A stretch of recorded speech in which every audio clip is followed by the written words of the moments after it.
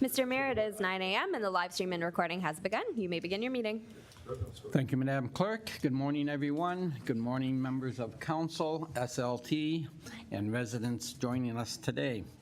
See, we indeed have quorum of council, so I call this meeting of Wednesday, July 16th. I'm sorry, I don't have my glasses on. 18th. Into session. June. For the tape. Okay, excellent. Ask all those that can to please rise for the national anthem.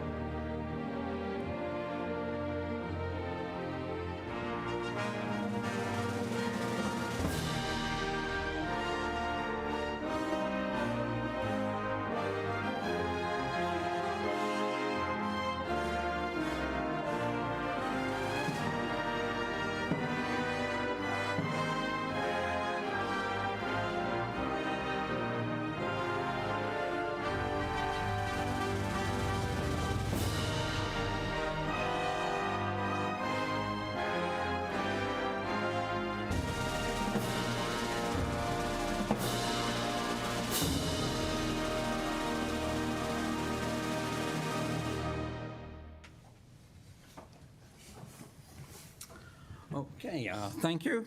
Next up on the agenda is land recognition statement, and today Councillor Bonarski has the honor. The town of Pelham is situated on treaty land, steeped in the rich history of the First Nations such as the Hediwendronk, Haudenosaunee, and the Anishinaabe, including the Mississaugas of the Credit First Nation. This territory is covered by the Upper Canada Treaties and is protected by the Dish with One Spoon Wampum Agreement. Today, many First Nations, Métis, and Inuit people from across Turtle Island live and work in Niagara. The town of Pelham stands in solidarity with all Indigenous peoples, past and present, acknowledging that our high standard of living is a result of the resources and lasting friendship of Indigenous peoples. Thank you, Councillor. Next is the approval of the agenda. Turn to the clerk. Thank you, Mr. Mayor. I have a motion put forth by Councillor Niznik, seconded by Councillor Wink. Be it resolved that the agenda for the June 18th, 2025 regular meeting of council be adopted as circulated. To you, Mr. Mayor. Thank you. After viewing the agenda, is there any questions or comments? Not seeing any. Call the vote. All those in favor? I see none opposed. Motion carries. Thank you. That brings you to disclosure of pecuniary interests. Thank you. And after viewing the agenda, does any member of council have a pecuniary interest in general nature thereof to declare? Not seeing any, Madam Clerk. Thank you, Mr. Mayor. To begin our meeting this morning, we are joined by Joey Hewitt, representative of the Joint Accessibility Advisory Committee, who is here to present various awards on behalf of the committee. Very good. Thank you. Thank you for joining us this morning, and you have the floor. No, yeah. My name's Joey Hewitt. I'm from the Joint Accessibility Advisory Committee. We represent West Lincoln, Grimsby, Pelham, Thorold, Niagara-on-the-Lake, and Port Colborne. We've been running a campaign that started right before COVID hit, so we're playing catch up. And it's called Accessibility Matters. And we have 6 businesses in Pelham that were nominated. We did an assessment on each business, and they're all going to receive our certificate of recognition, as well as we're hoping a decal to put in their window. And the decal has accessibility matters here, because we're trying to spread the word with private businesses especially. Our mandate from the provincial government going back 17 years has always been we are to approach council and mayor of each of the towns and cities we represent to bring to light anything that is a barrier to accessibility in municipally owned, leased, or rented facilities. And the last 4 years, that's being expanded now to private business. So that's a huge change for us, and we're so glad that that's been implemented. The 6 businesses are Marlin Travel for installing a ramp to the business entrance, Pix Motor Clinic for installation of an automatic door, DeVries Fruit Farm for excellent customer service, Dr. Nellie Solomon Waba, Fonthill Heights Family Dentist for installation of an automatic door, Meridian Community Center for built environment and employment accessibility, and Sobeys Pelham for quiet shopping hours, accessible employment practices, and a well-designed built environment. So of the 6 businesses, not sure all who is here, but alphabetically, I'd like to call up DeVries Fruit Farm.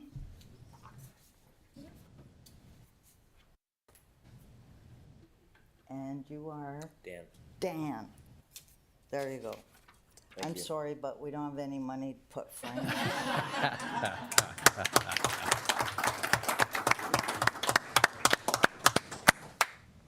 Marlin Travel? No? They're lost. We'll have to just take it there. Meridian Community Center, Pelham. Nobody. And my favorite, because I have, are you? I am it. Wow, I'm so glad. Thank you very Wait, much. gotta give you one of these Thank you. and appreciate it. Thank you. And that's my favorite, Pix Motor Clinic, because they're working on my riding mower right now. 2 weeks. And thank you. Sobeys Pelham location. No one, okay. Town of Pelham. Oh, come on.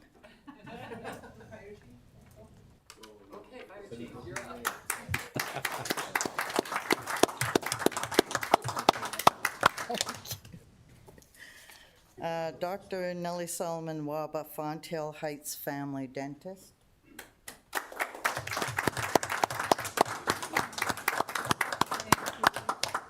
So much.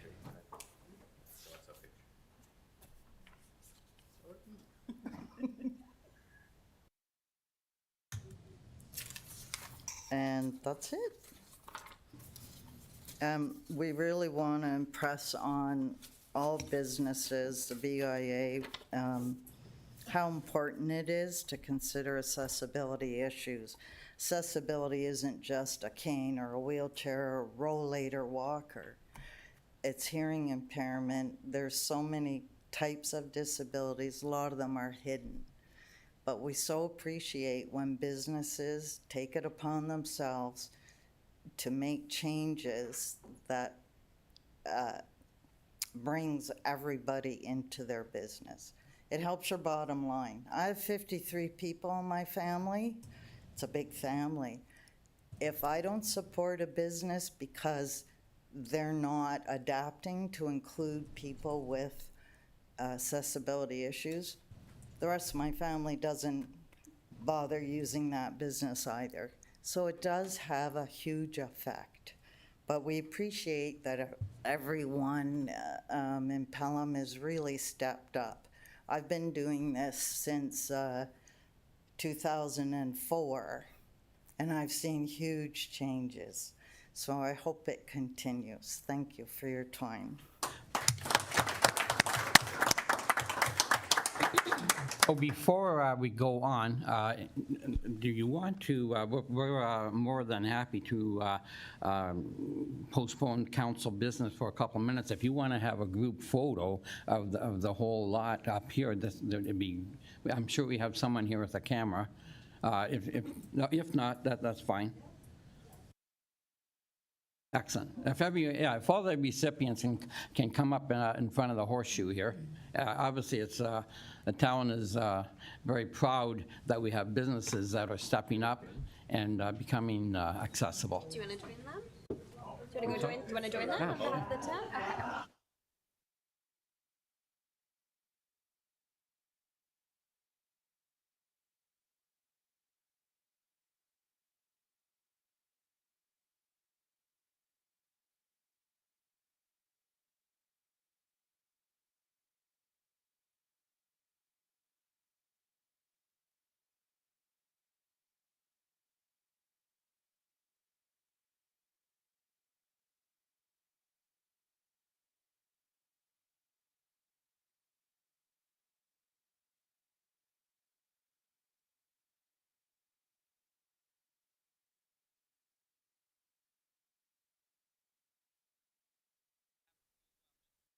There's a few questions I would like to ask you and your organization, perhaps.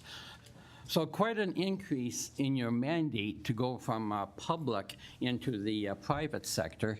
Do they come to, how does that work now when you go? Do you actually, is your mandate now to visit every business in your area and get compliance? Or how does that work?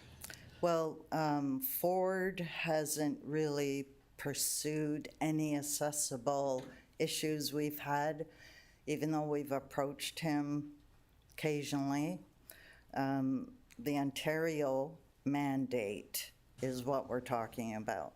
The federal government is working on doing accessibility legislation. It hasn't come to fruition yet. Ontario is a leader in accessibility, but until we get further support from the Premier, we've taken this on ourselves. They haven't told us to go to businesses, but we've been speaking at different BIAs. The problem is we are only allowed to advocate. We can't make change without the support of council, mayor, and business owners.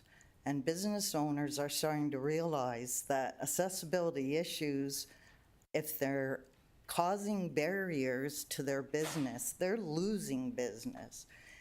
And with our pal in the United States, it's become even more critical to try and pump up your business today. Excellent. So we're just trying to spread the word, and we can go and advocate at businesses. We don't charge, of course, for assessing your business. And once people realize, yeah, it is affecting their bottom line. We've had reports from people over the last 4 years that it has made a difference. And the more open they are to trying to break down barriers, the more inclusive their business is, and that goes a long way. Excellent. And so again, the businesses that have indeed taken the steps, the town is very appreciative of the efforts to be on the leading edge and being some of the first businesses to open the doors to all individuals. And of course, Pelham has a pretty strong advocate in Reese. Yes. So he keeps us on the straight and narrow town-wise, which we appreciate. And obviously, anytime he visits a business, I'm sure he is outspoken enough to say this would be nice. So Very vocal. yes, we're very appreciative of having him. I'll open it to council, and are you willing for any questions? Absolutely. Okay. Any other questions on the presentation to Joey? No. Okay, it's been a great presentation, and there are no questions. Thank you for appearing this morning and making these business presentations. Thank you. Thank you for your time. To the clerk. Thank you, Mr. Mayor. That brings us to our next presentation. We are joined by Jen Gross and Kelly Dell of GEI Consultants to present the asset management plan. Thank you. Good morning, ladies. Good morning. Welcome to council, and thank you for joining us.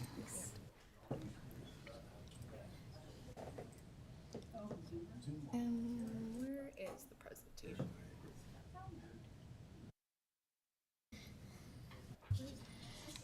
Bring it up, or, sorry. Is it the PDF? Share screen? I don't know where the presentation. Go to the, yours is in it. Oh, okay.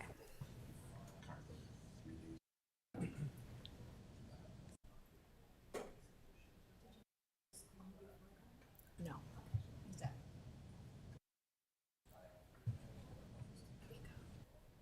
I think this, I clicked on the wrong one maybe.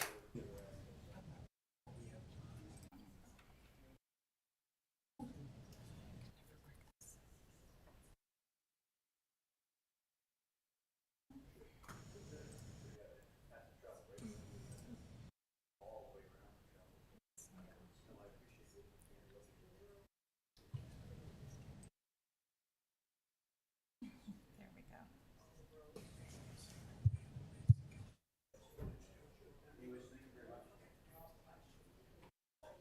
So we'll have to like scroll down then, I guess.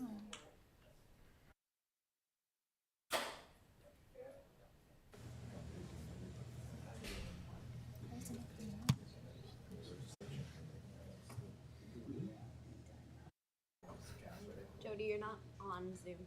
Yeah, it's not coming up. You just log into Zoom. They're on it. They're in it. I'll share it from over here. Okay.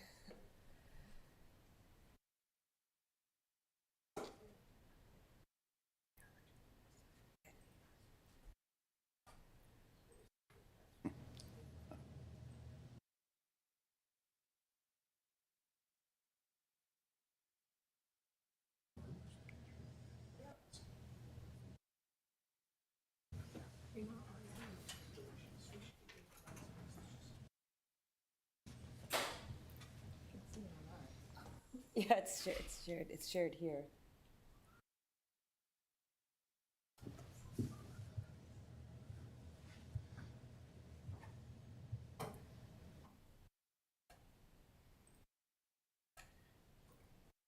There it is.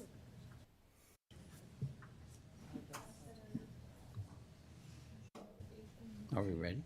Yep, we're good to go. Good morning. I'm Kelly Dell from GEI, and I'm with Jen Gross, who about 2 weeks ago, June 4th, did a pre-presentation just to get you ready in anticipation for today for presenting the asset management plan. Next slide. So today, we're just going to briefly go over the OREG. I believe Jen did go over it a couple of weeks ago, but we're going to go over it again really briefly. Then we're going to present on the results of the 2025 asset management plan, and then we're going to talk about some next steps now that it's complete. Next slide. So Pelham's journey essentially began in 2018 when the regulation came into force. In 2019, you adopted your strategic asset management policy, and in 2022 and in 2024, you adopted your core and non-core asset management plans. Now we are here to talk about the 2025 asset management plan that supersedes both of those plans and gives you your current levels of service for your core and your non-core, as well as a review of your current as well as proposed levels of service. Next slide. So just to go over the asset management plan, we start with your state of the infrastructure, where you compile your asset register from various sources. You take a look at your current replacement values and your condition evaluations. From there, you look at your levels of service, so your current levels of service, and now we're working towards your proposed levels of service. We look at your life cycle management strategies, so the activities of the life cycle activities that you're doing to your assets. From there, we look at those life cycle activities that you do to your assets financially and come up with a financial strategy. The asset management plan doesn't end there. You continuously improve and monitor the asset management plan and your metrics that you put into place with your proposed levels of service. And just as a refresher, so the proposed level of service is all about trying to balance your risk level of service and then the costs. So everybody wants the Mercedes of services, but there's not a willingness to pay. And then we also have to try to balance the risk to the municipality. So we want to try to make sure that we're finding that right balance. We're looking at affordability and achievability. So the options for the levels of service were to either increase your levels of service, just try to maintain what you're currently doing, or eventually, if we need to have that discussion, there's some tough conversations if we need to decrease a level of service. If we can't fund the assets and the level of service that we want to provide, we need to have those tough conversations about potentially decreasing. We're not there yet. We have ambitious goals of what we want to provide your community. So you'll see the different levels of service metrics for each of the asset categories within the asset chapters within your asset management plan. So the first step of setting that proposed level of service is go over the regulated metrics. What do we need to provide and what do we need to report on for your core assets? So the regulation states what metrics need to be used for your core assets. For your remaining assets, those were chosen through workshops with staff. So once we determined what your current level of service is, we ran some of the scenarios and the forecasting to determine what happens to our assets under our current funding levels and our current budget, what is the cost to maintain our current level of service, and then we reviewed that information through various workshops with staff and subject matter experts to ensure that, to feel it out of where do we think we need to be. So that's looking at all different information of your current state of your assets, your current level of service, your current budget, risks, best practices for asset management, and try to find that right balance between affordability and achievability. So we reviewed that information with the different stakeholders, then we ran the scenarios, looked at it again, sat down with SLT, talked about, again, achievability and affordability before we confirmed what those proposed level of service are. So you will see all the different scenarios within the asset management plan. So that's for you to be able to take into consideration the different options available to you come budget time. Yeah, I forgot I'm not controlling. For your current state of your assets, so the state of the infrastructure, you have almost $1 billion worth of assets between all your different asset categories. Your transportation does make up the biggest portion of that, which also includes your storm system and your bridges and structures.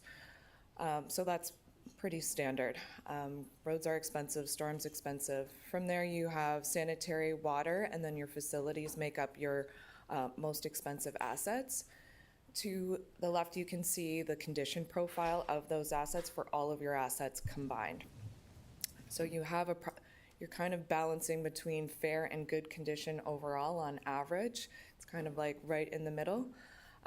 So this is to help you make decisions during budget time so you have that understanding of the current state of our assets so that when you're going to make decisions, you have all this information available to you.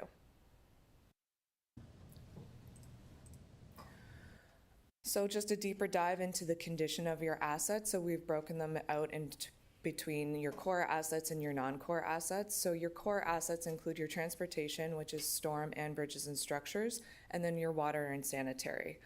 Although all of your assets are important to the community, and we understand that core versus non-core is more coming from the regulation of what they consider a core asset.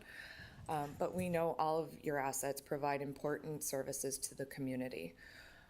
So you'll see each asset category has been defined how we assign condition depending on the information available. So your roads has a condition assessment. So we've used that information to report on them. Your sanitary has CCTV data. So where that was available and which is an assessed condition of your pipes, wherever we had assessed condition available, that information was leveraged to report on the assets. Some of the assets, like your fire, your fleet, and information and technology, we're using age and an estimated service life to report on that condition. Some of that makes sense wherever we have it available. We do want to use an assessed condition, but for things like a computer, using age and estimated service life is adequate. We know every 3 to 4 years we want to be replacing our laptops and our computers. Your information technology serves every department, serves the community, so all of that information is really important to include in your asset management plan. So we've broken within the financial strategy, and for this presentation, we've provided the information summarized by your rate-supported assets, so that's your water and sanitary assets, and then your tax-supported assets. So we do that to keep it in line with how you're budgeting and how they're funded, so that you have that understanding of where the funding is coming from. So for your rate-supported assets, you can see at the top your anticipated budget scenario and what the impact of your budget scenario is on the condition of the assets.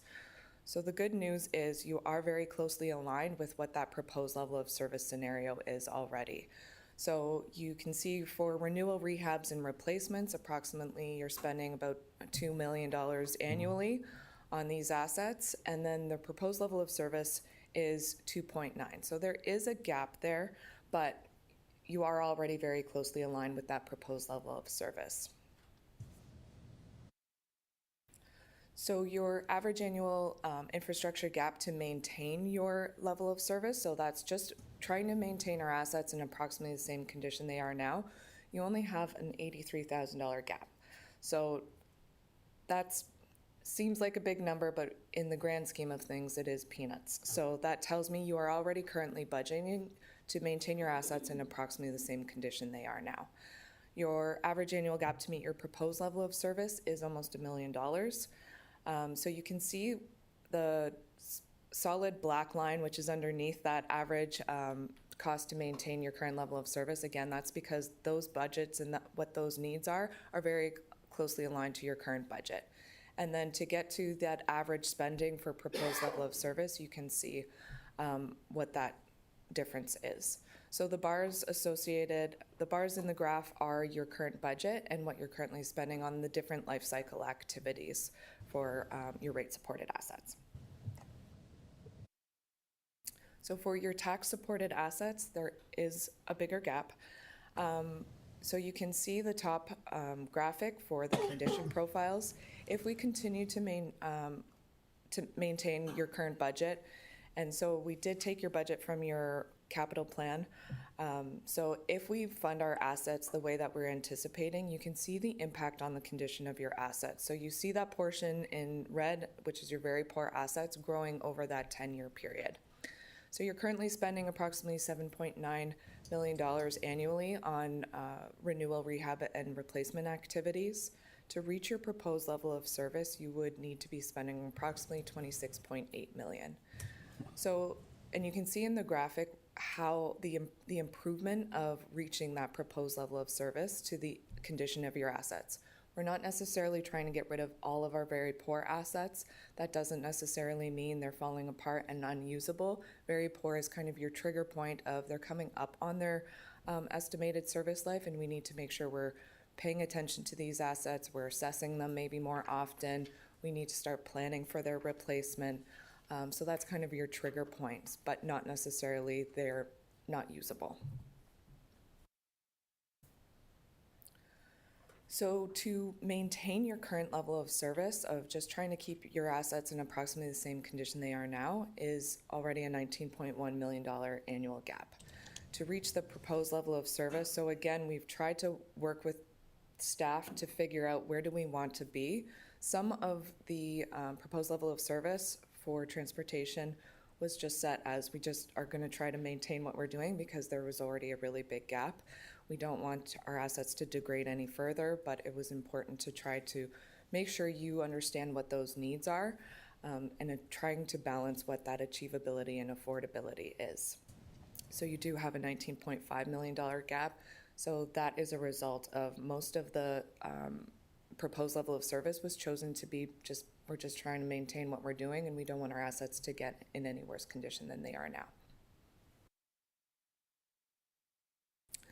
So this is a more deep dive into the different funding gaps, and you will see this same table in the financial strategy, which summarizes your current replacement value of your assets, what your average annual budget is, and then your average annual cost to maintain your current level of service and the cost for your proposed level of service, and what that gap is.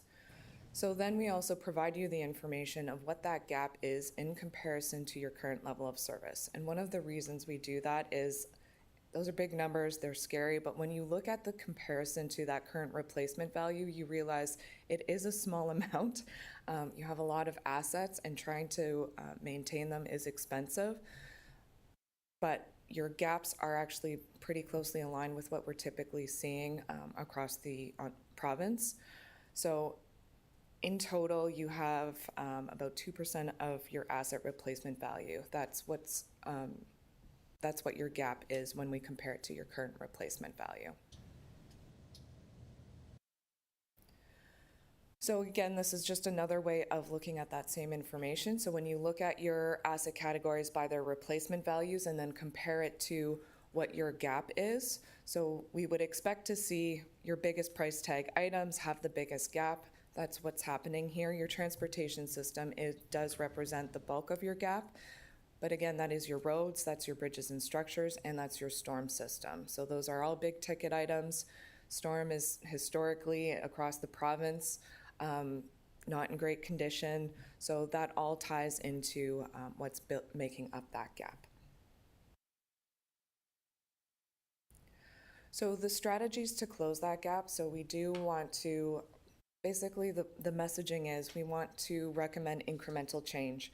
We're not going to reach that, to close that gap in a year. We're just trying to give you the information to start encouraging you to make incremental changes. There's a lot of non-financial strategies that we recommend. So we're not necessarily having to increase costs, but we want to improve our condition information. We want to improve the asset management practices that we have. We want to consider what those levels of service are, because you can have that conversation to bring down that level of service target, and that will help close that gap. They're all tough conversations. There's a lot of work to be done, but we want to continue to focus on those non-financial strategies alongside having some incremental changes in those financial strategies. The financial strategies, yes, include increasing rates, increasing your taxes, possibly putting an infrastructure levy in place so that you have dedicated funds available for your assets, leveraging your reserves. So historically, reserves are kind of kept just for any emergencies, trying to balance out what those needs are for operations. We want you to start leveraging your reserves, to start putting money away to save for your assets. So that's, and reducing your need to take on debt.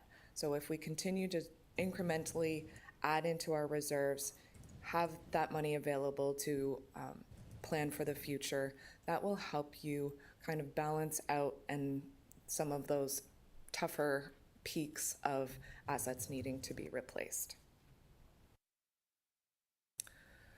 So asset management is definitely not done in a day. There's always somewhere where we can improve. So we have provided a plan of things that you can focus on to improve your asset management practices. Some of those are in creating an annual update template so that you are constantly being updated with this information, especially right before budget time would be ideal, so that all of this information is front and center, so that when you're having these conversations about budget, you have this information available to you. Some of it's data management, making it easier to do this kind of reporting so that you have staff have the information available, the different even field staff have information available of the past history of maintenance that are done to assets, so that we're trying to make sure that you're making the best possible decisions to your assets. There's a whole bunch in there. Some of it's making sure we're applying risk to our assets so that when we're making decisions, your staff is already considering risk when they're making decisions and building capital plans, but having a more formalized process so that everything's kind of consistent across the board and that we have a framework developed. Identifying critical failure modes, making sure, so some of the assets are still, we just are planning on replacing them at end of life. Looking at different life cycle strategies that are cheaper than just replacement. For pipes, for instance, you can reline a pipe, you can do spot repairs, making sure all that information is available and applied in asset management planning so that when we look at that gap, we know we've already taken into consideration all of those options. For your roads, for instance, a lot of those have already been applied. We resurface our roads. We do things to make sure that we're keeping those roads in good condition and we're trying to make them last. So all of those are things that we can continue to document, we can continue to look at and improve upon. So now that the asset management plan is complete, we do want to assure you that you are not required to fund the gap as stated. You're not going to jump to an automatic increase to try to fund that gap. We're encouraging you to do incremental increases and start taking this information into consideration. The regulation states we have to provide this information to you. We need to report on this information. It falls down that it does not require you to follow it. I would actually prefer that the province was a little bit heavier handed, but it is still up to you during budget time to take these considerations into your process, look at where we think we should need to improve, consider the different conditions of your different asset classes, what are the priorities. It's still leaving it up to you to how you fund that infrastructure gap. The regulation does state we need to, after the completion of this plan, starting in 2026, you will need to do an annual update on your progress implementing your AMP and anything impeding your ability to implement it. So funding is always going to be the big one that we're still struggling to fund this gap. Your staff continue to advocate for you. You guys, I'm sure, are advocating to the different levels of government that we need extra funding. We're not able to tackle this. So that is a big component of the recommendations as well. You will continue to do that. You will continue to apply for different funding so that it's not all falling on the taxpayer to fund this gap. Then from there, also doing the continual improvement. How do we better do asset management? How do we better document the things that we need to do? How do we bring into the asset management planning process some of those lower cost alternatives? All of this is part of asset management planning. And then the financial strategies, that's going to be taken into account during budget time and still up to you guys to either approve or whatever you want to do. So we're hoping all of this information kind of gets fed into the budget process so that you have better information to make informed decisions and you have defensible decisions. So raising taxes and rates is never an easy decision. We want you guys just as much as staff to have the information available to you so you can defend any decisions you make. So the next steps are, once the plan has been approved through council resolution, the information will be provided up on the website, which is a requirement of the regulation. You're going to start getting those annual updates and then focus on those continual improvement aspects.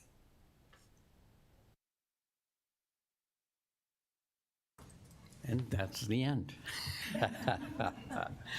Well, obviously, huge amount of information. I can't help but wonder if the old method of by guess and by golly wasn't the easier, but obviously great to see the numbers and the challenges that are facing not just us, but all elected officials across the province.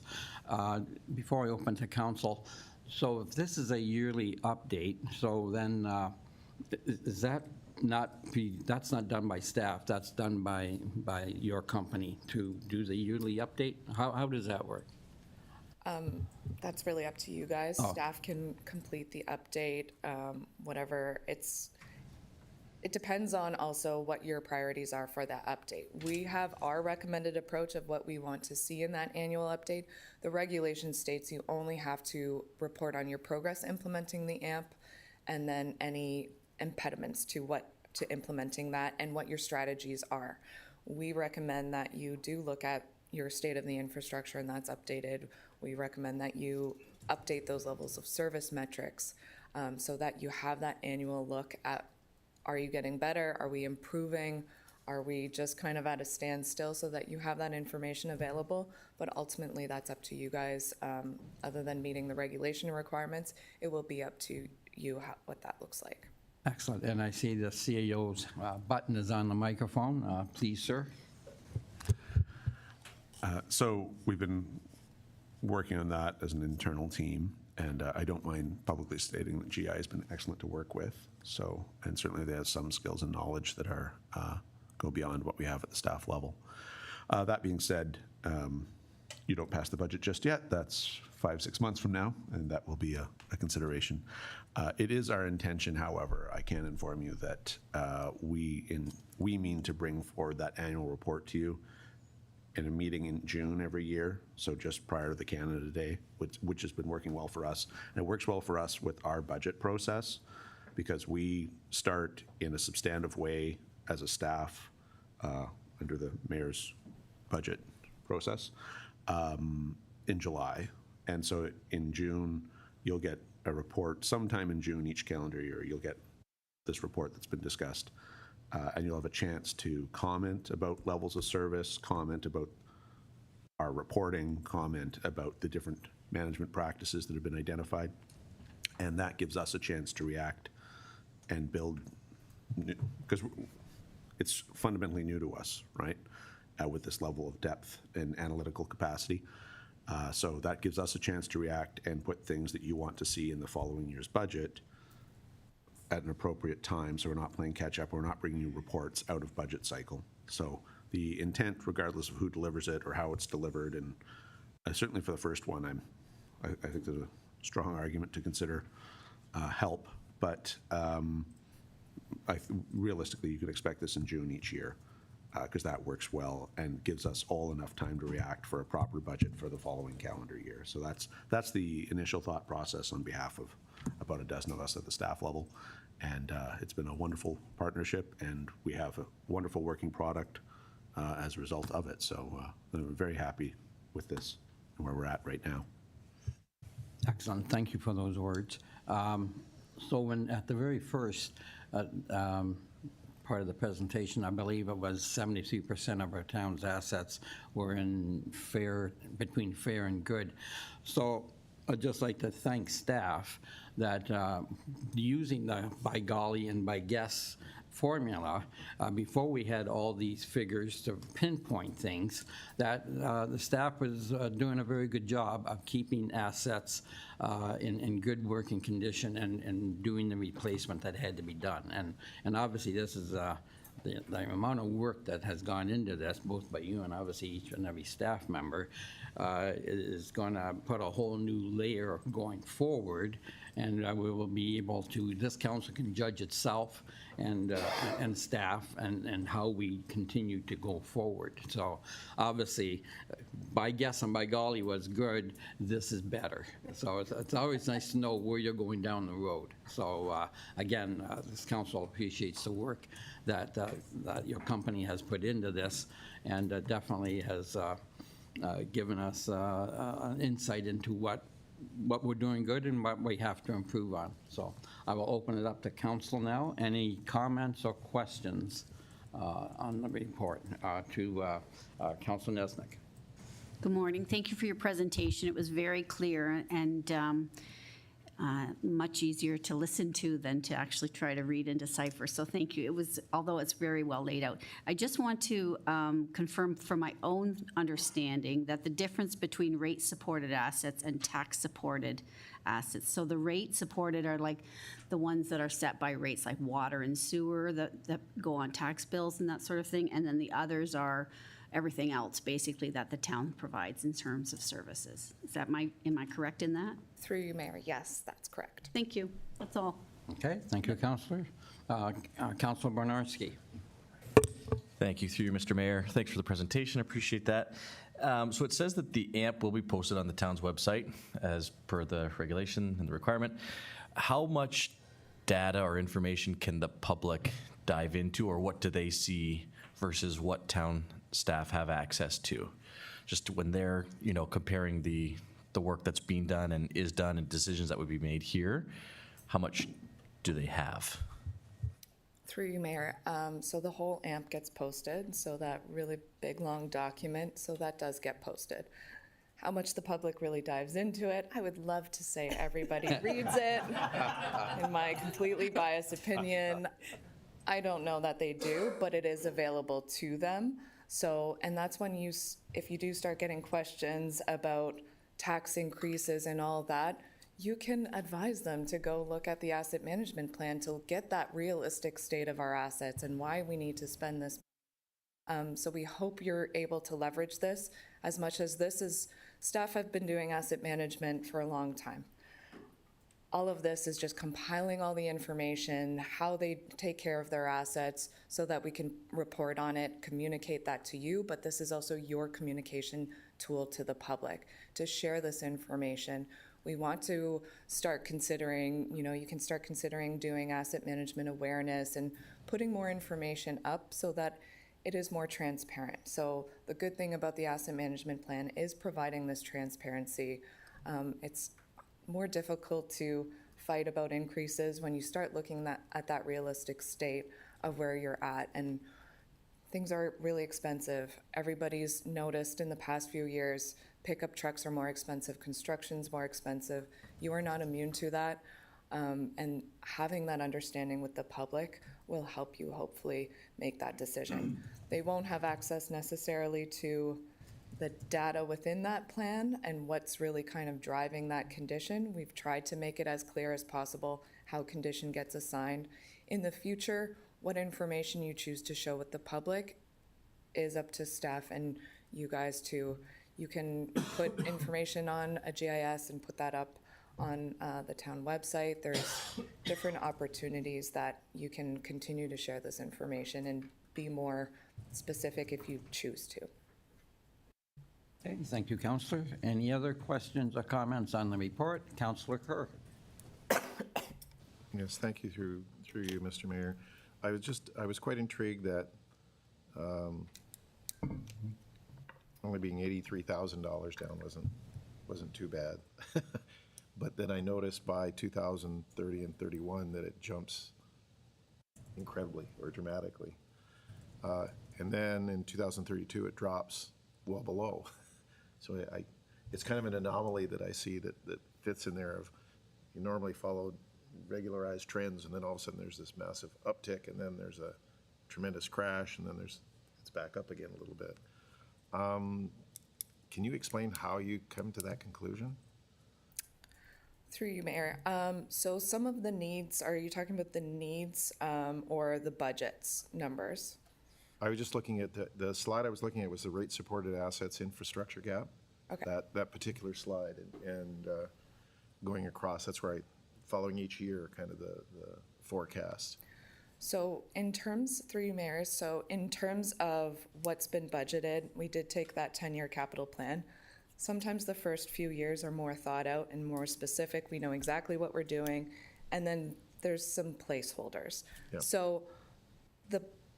So working some of those kinks out throughout this, now that you can kind of see the impact of this, maybe people will focus a little bit more on those later years. And so there's some things that we can improve on. Again, that's going to bring down your gap if we put in some more clear targets in those later years and start leveraging the information of what's recommended to do. You now have that information available to put those as your budget forecast. So those are some of the things that can do. So it's kind of a good news story that when we look at that average, it might be a little bit lower because those later years in the forecast, sometimes there's just like a placeholder and we can improve upon those. Okay, thank you, Councillor. Any other questions or comments? Not seeing any. Again, thank you, ladies, for appearing once again before council and for, again, so much information, so much useful information that will help staff and council make the hard decisions in the immediate future. Thank you. Thank you. To the clerk. Thank you, Mr. Mayor. We have a motion put forward by Deputy Mayor Eckert, seconded by Councillor Hildebrand. Be it resolved that Council receive the presentation from GEI Consultants regarding the 2025 Asset Management Plan for information. To you, Mr. Mayor. Thank you. One last time, any questions or comments on the report?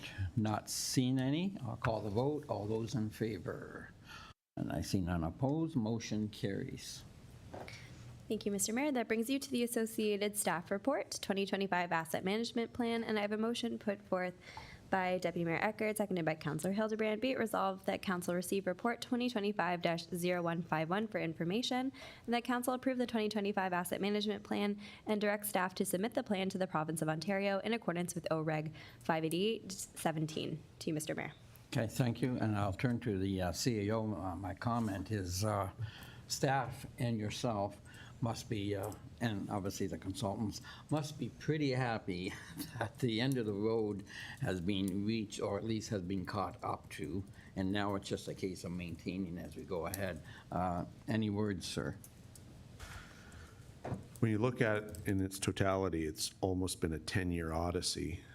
The last 6.5 or so have been really intense.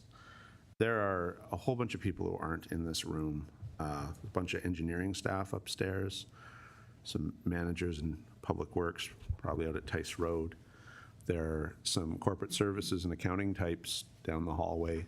And then there's a bunch of people in this room we'd be remiss not to point out.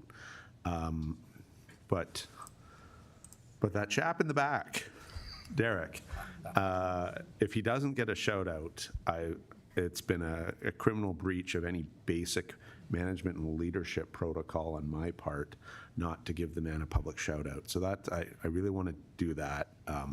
There are a lot of cogs in the machine. There are a lot of humans who've done a lot of work on this.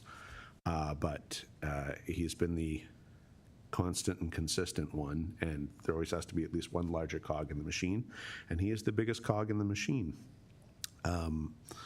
So we now have a fundamental, we've gone from being able to talk about our roads and our bridges, which are obviously important, to the pipes, to we're at the point where we can talk about our trees, and we've brought in green and natural assets, and we can talk about our creeks and erosion and natural drainage. Like, we've really done something very uncommon. And we can kind of look at everything, the whole enchilada, and plan ahead in a very, very useful fashion. I say all of this, when you look at the entirety of the system, of course, it also notionally has development charges paying for things, and that goalpost keeps moving.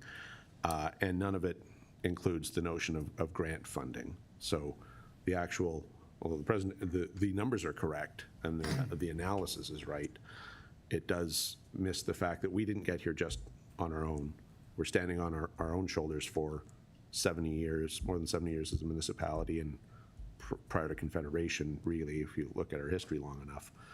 But also, Ontario and to a lesser extent the federal government have stepped up. Ontario more or less forever, and the federal government for about 30, 35 years, they've been providing good funding to municipalities through various programs. So I'm less disheartened, and one of those pieces was advocacy. So we do have a way forward in the future, but fundamentally property tax is not meant to pay for the vast majority of Canada's assets are municipally owned, and we only have property tax as a real revenue source, and that's just a mismanagement.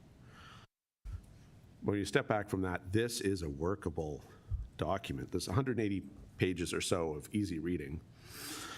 But like, you understand, like, at any rate, this is a culmination of a decade, and we've been the beneficiaries of some excellent advice on how to analyze and how to describe and how to think moving forward.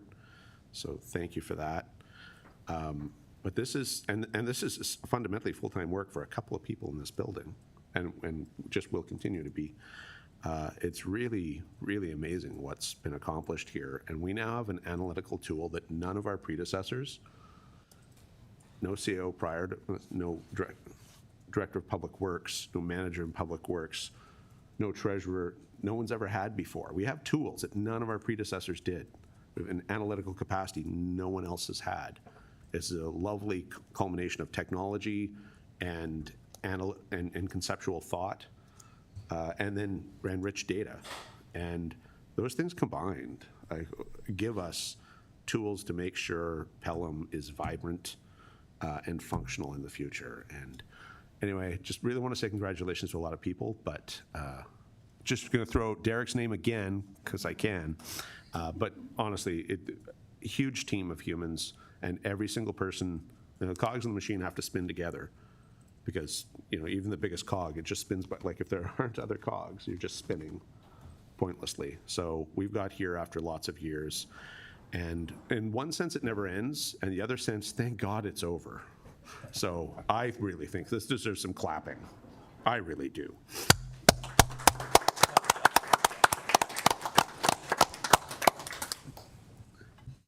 Excellent. Thank you for those words, Mr. CAO. And yeah, exactly. The fact that I believe this municipality was one of the first to include natural assets, $147 million part of the asset management plan. That was a big step for this municipality. And sort of sets the bar for the other municipalities, not only in the region but throughout Ontario, to put a value on those trees, on the drainage systems as they are before man comes in and starts to do our thing of development. So it's nice to know the value of that asset for sure.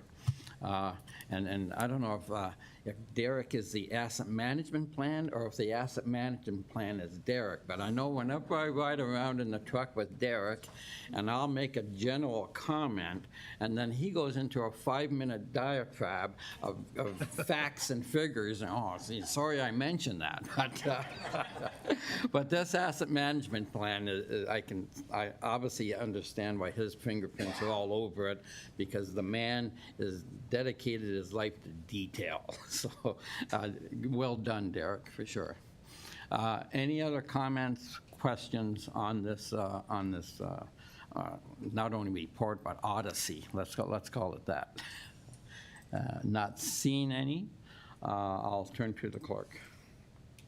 Thank you, Mr. Mayor. We do have a motion on the floor if you'd like to call for a vote. Oh, I'm sorry. I got sidetracked. Okay. Without seeing any further comments or questions, I'll call the vote. All those in favor? And I see none opposed. Motion carries. And again, thank you, ladies, for joining us and for all your work, and we look forward to working with you in the future. Thank you. Thank you, Mr. Mayor. Heading back into presentations, we are joined by Adam Arbor, District Chief for Pelham Fire Station 2, to present an overview of the fire department.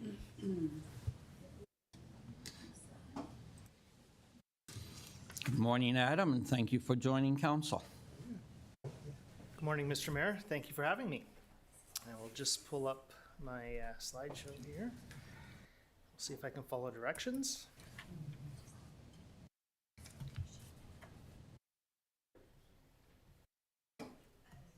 And while you're setting up, I just hope there'll be no ask for another truck.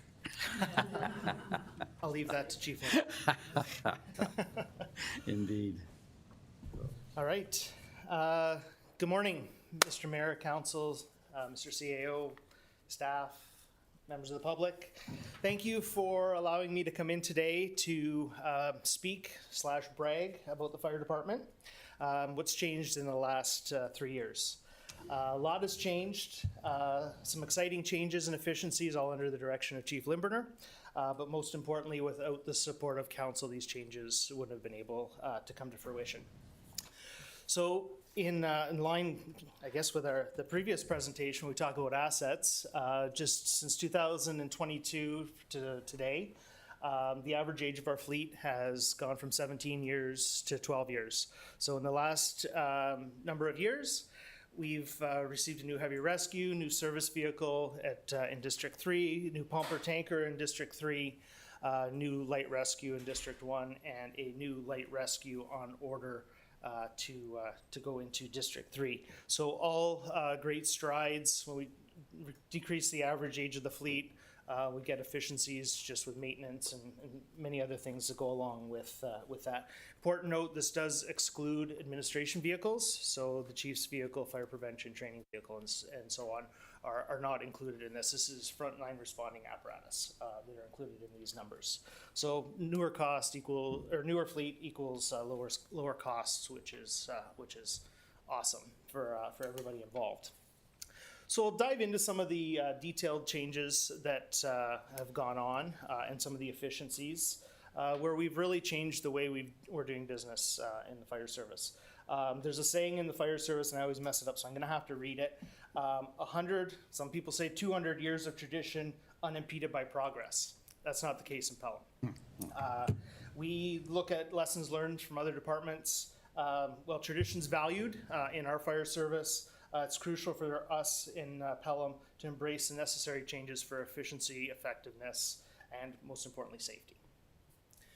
So we'll look at some of those changes that have happened. First one is how we deal with motor vehicle collisions. So in 2024, we, as a department as a whole, we responded to 94 motor vehicle collisions, or MVCs, MVAs, collisions, crashes, whatever terminology you choose to use, which made up about 18.9% of our call volume in the town.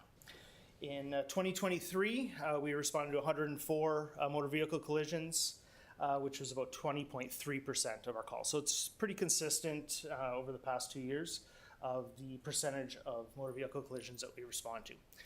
When we're dispatched to motor vehicle collisions, we're dispatched to two different types of motor vehicle collisions. One is what is referred to as unknown extrication, the other is extrication. So a number of factors come into play when our wonderful comms team at St. Catharines Fire determines how they classify the call. It determines now what vehicles go.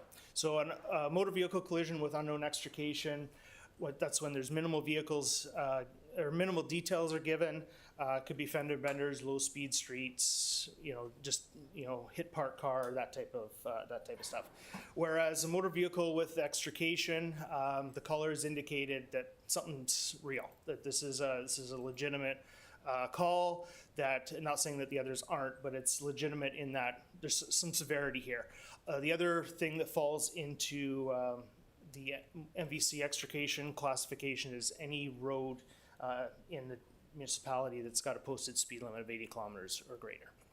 So those are the main determinants of which or how our comms team classifies calls. So we'll start with MVC, unknown extrication. Not a lot has changed in 2025 compared to 2022. Unknown extrication, it's handled by the district. So if that call happened out on Pelham Street, District 1 would go. If it happened in Church Street, District 2 would go. If it happened on Cream Street in North, District 3 would go. That's it. So as part of the changes and equipment upgrades approved by council over the past few years, each district pump has what's called a combi tool. So that is a big set of pliers and a big set of scissors all in one piece of equipment. That's on the pump. Each rescue has a cutter, so it's a bigger pair of scissors and a separate pair of pliers. The pliers are what normally are referred to as the jaws of life. Big change with this equipment upgrade is everything's battery powered now. So we no longer have pumps and hoses that we're dragging along. So we're a lot more portable. We're able to get into fields. We're able to get into areas without carrying a big engine with us. So not a lot's changed with the MVC unknown extrication. What has changed is when there is confirmed extrication required, so there's confirmed entrapment or high-speed roads, some determinant that things are a little bit more serious. The district still goes, but we also send a heavy rescue, which is one of the new trucks, from District 2. So the District 2 heavy rescue has the old traditional hydraulic tools with the motors or engines and all the hydraulic hoses, as well as various other specialized equipment, which I'll talk about in a second. So it's a second crew and a second set of equipment to help for those more serious calls. And it's coming in for the sole purpose to assist with extrication. So why the change? 2022, the department had 3 of everything. That was the way we worked up until 2022. So whenever we went to the chief and asked for new equipment, he had to buy 3 of everything. That's not the case anymore. We have 3 of some things. We have 3 of the necessities for when time is of the essence. But we've gone now to a streamlined one good piece of various specialized equipment. So the way the MVC extrication works now is the district goes. So if there was a serious collision on 20 Road, for example, near Sawmill, District 3 would go as the first response because it's their district. So they would go with their pump and their rescue, and then District 2 would come along with the specialized equipment. That's because 20 Road or Regional Road 69 is a high-speed road. So the district, they'll continue to do what they always do and what they do well. Patient assessment, size up the scene, come up with an incident action plan. When Rescue 2 arrives from Fenwick, the initial work is done, all of that game plan has been created, and now we have more equipment, more manpower to help the patient. So the big change, again, is that we don't have 3 of everything anymore. So we don't have to maintain 3 of everything and all of the benefits of that. So where is this heavy rescue? I kind of let the surprise out. The heavy rescue is in Fenwick at Station 2. So it allows us at Station 2, which is the station that I'm district chief at, to spend more time on doing AutoX training. And I use the word specialized loosely because every one of the stations does train in AutoX and all the methods that go along with it. At Station 2, we spend a little bit more time doing that, whereas District 1, they have the only aerial in the town, so they spend a lot of time training on the aerial, focus on that. And District 3, as well as rural firefighting, they do short hills and have the remote rescue type stuff. So the other reason it's at Station 2 is I mentioned about the high-speed roads. So Station 2 has the most high-speed roads in the town. So Victoria Avenue, Weber Road, Regional Road 20, where the speeds are higher. Regional Road 69 also covers, through an agreement, West Lincoln.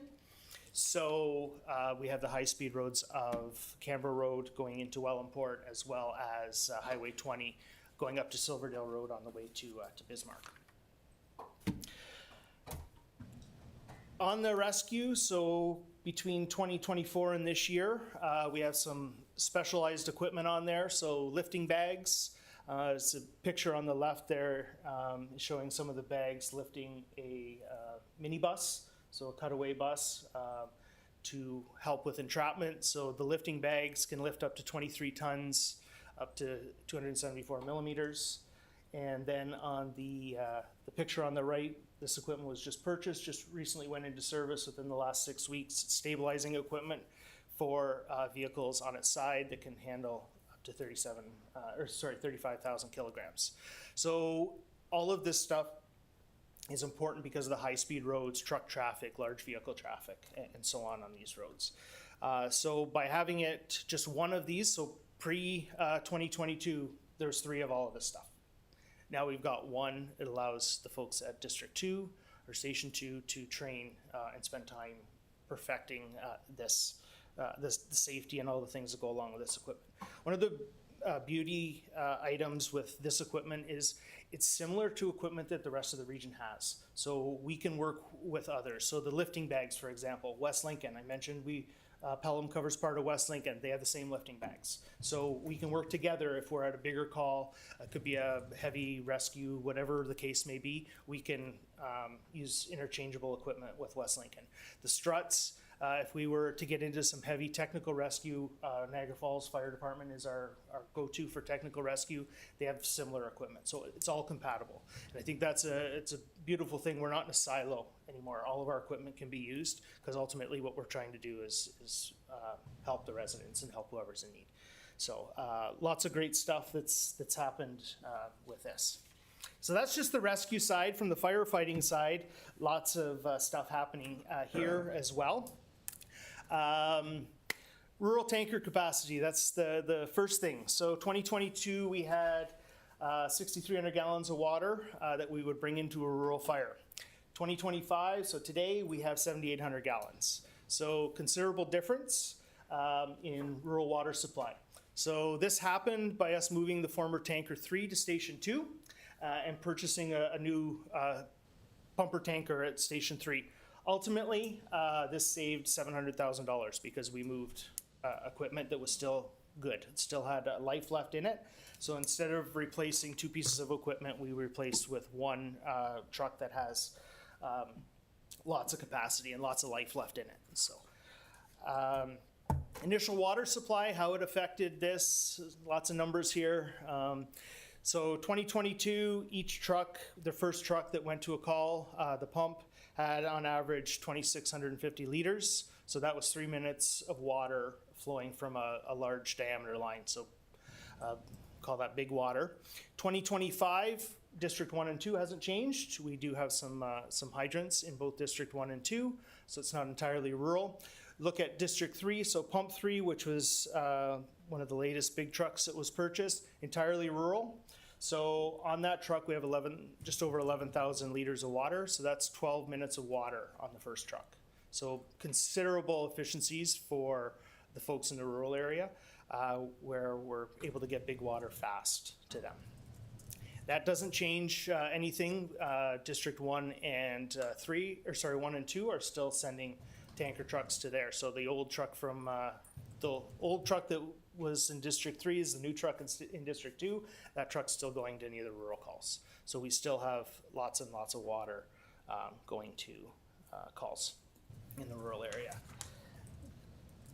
That summarizes a lot of the great things that have been happening in the fire service over the past year. And just to wrap up, I'd like to again thank council and staff and everyone in this room for their continued support of getting us what we need to be safe and create efficiencies in the municipality. So thank you very much. Okay, thank you, Adam, for that presentation. Before I open it up to council, does council and the residents thank you guys for the time and dedication that you give to the department, and that's why this council, we realize that the part-timers are saving this town as opposed to full-time service.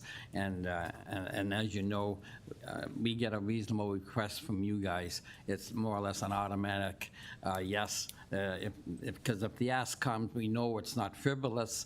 It's what you need to maintain the level of service that the residents have come to expect.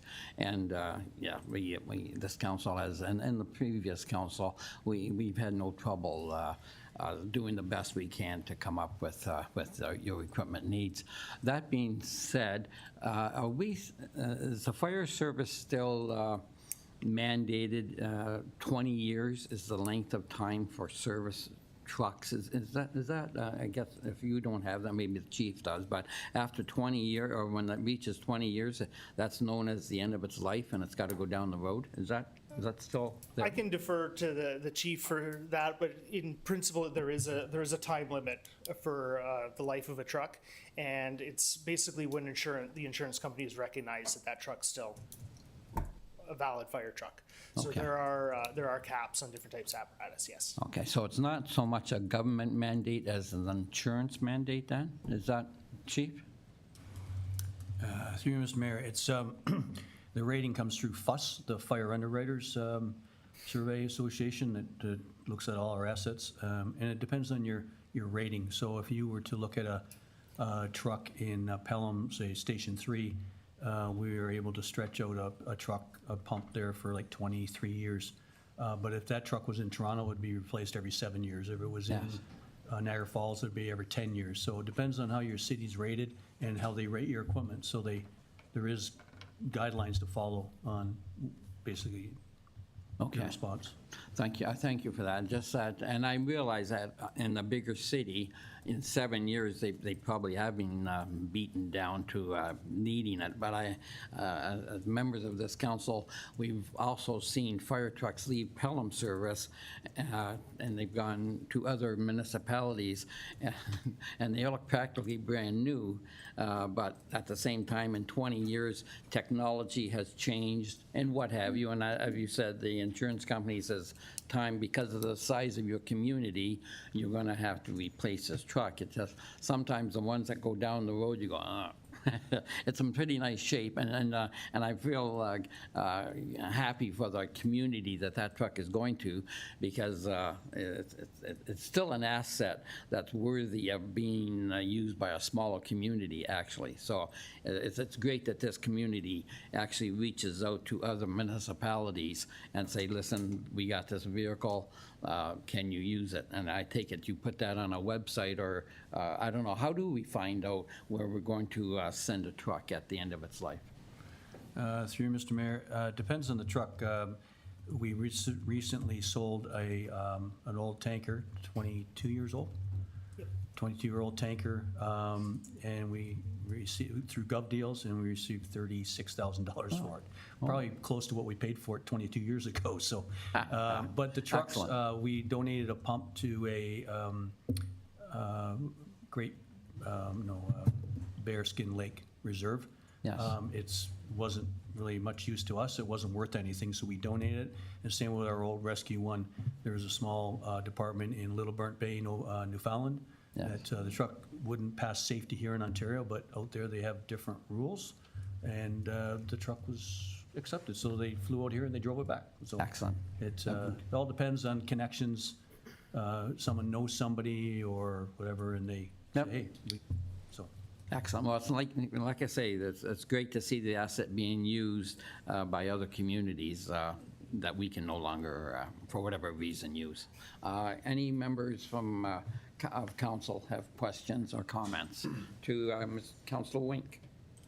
Yes, through you, Mr. Mayor. Adam, thanks for the presentation. It's nice to know that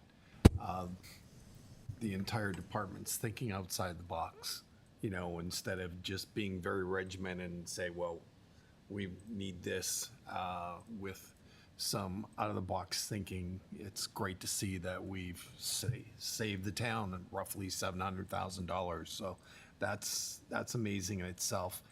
I didn't say anything to the previous presenters, but I know this council and the previous council has been spending a fair amount of money updating our fleet and providing new equipment and whatever. And Adam, you put in there that in 2022, our fleet was 17 years. The average age was 17 years. And now 3 years later, the average age is 12 years. Yet when I look at the report, the consultant's report, it says that our fleet is 51.1% poor. And I found that very unusual, but I just wonder if they actually layer in what the chief just said, because of our municipality being a lot different than Toronto. Like, are we being compared to all the municipalities as a whole, or are we being looked at uniquely? And it was shocking to see 51% of our fleet being poor. So. Any comments Through from the Mr. chief? Mayor. Yeah, the unfortunate part of the asset management survey, I guess, is that they have to put a number to a vehicle. So the pump should be replaced at 20 years, or the aerial should be replaced at 20 years. Well, our aerial, it's going to cost us $2 million to replace it.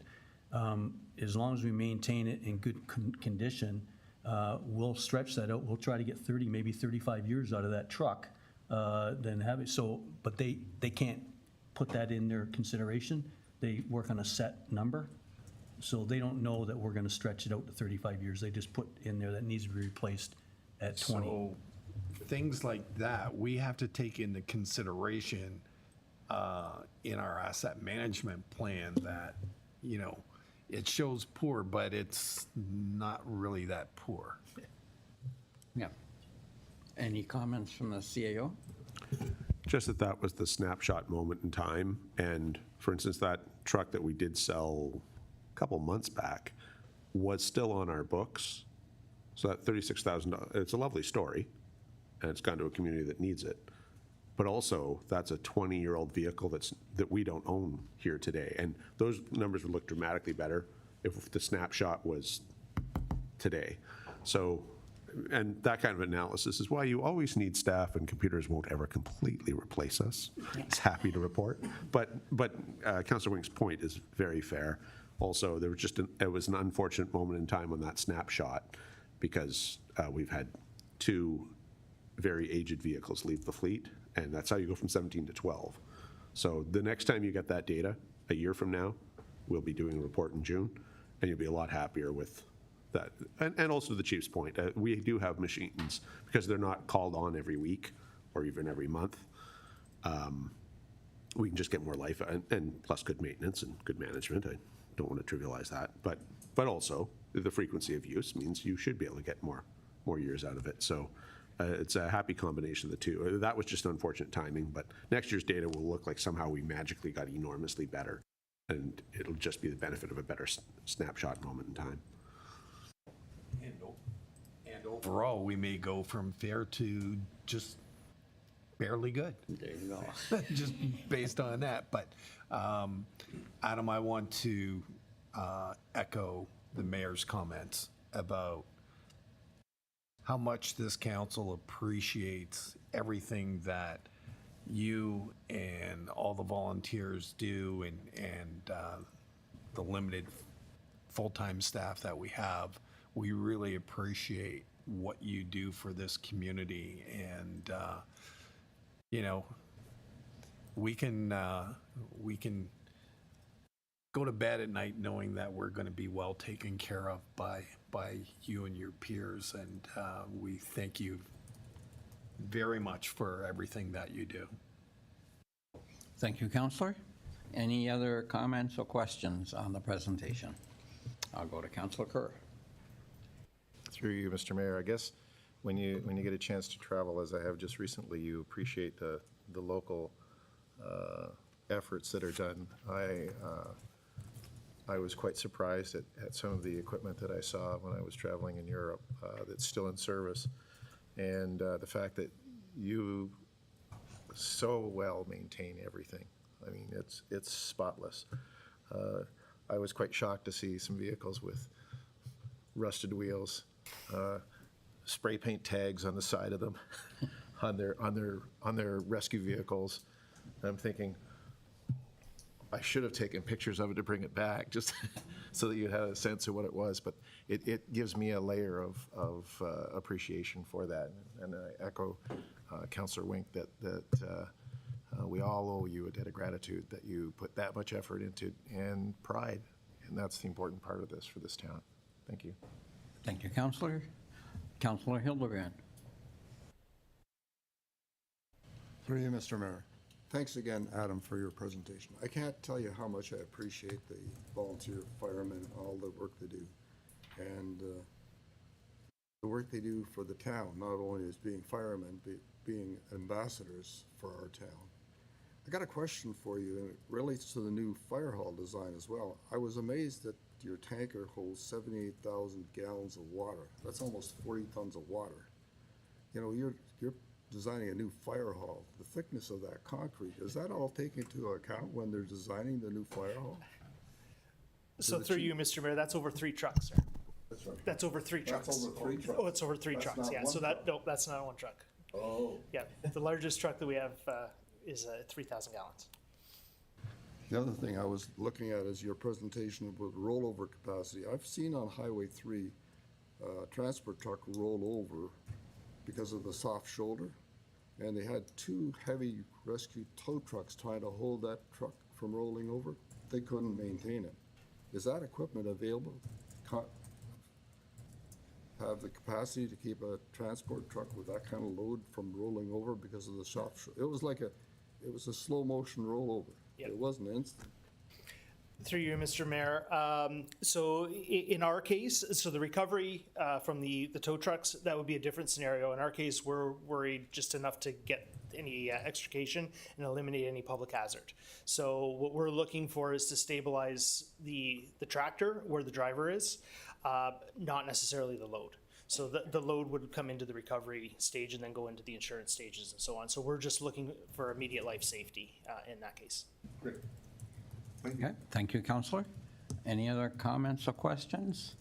Not seeing any. Adam, thank you for a very thorough report, and this council is confident and happy to see that, like John said, you're thinking outside the box.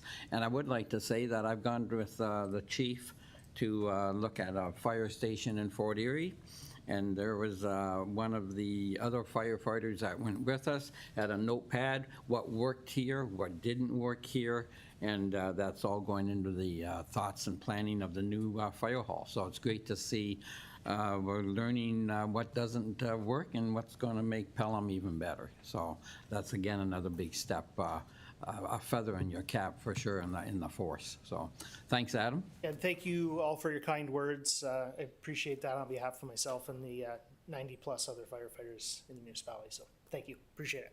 Thank you. I turn to the clerk.